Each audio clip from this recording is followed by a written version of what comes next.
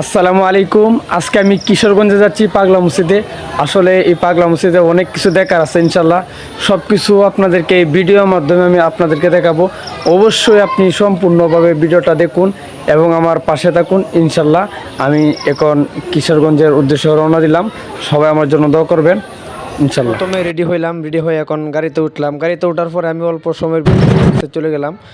বাসের সম্পূর্ণ ভিডিওটা আমি শর্টভাবে করলাম। শর্টভাবে করে আমি অল্প সময়ের ভিতরে এখন চলে যাব।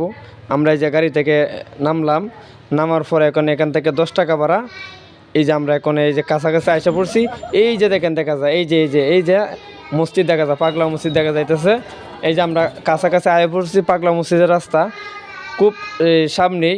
আমরা এই যে দেখেন, এটা হচ্ছে কিশোরগঞ্জ পাগলা মসজিদ। এখানে অনেক মানুষ, মানে পুরো বাংলাদেশ থেকে মানুষ আছে, এমন কোনো জেলা বা থানা নাই। ঢাকার থেকে সহ মানুষ আইতেছে এখানে, গাড়ি বইরে বইরে অনেক মানুষ।